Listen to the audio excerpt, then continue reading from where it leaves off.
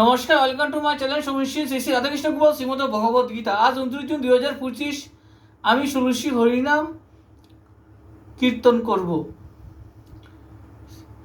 শ্রী শ্রী রাধাকৃষ্ণ গোপাল শ্রীমদ ভগবত গীতা কি জয়। রাধাকৃষ্ণ রাধাকৃষ্ণ রাধাকৃষ্ণ। হরে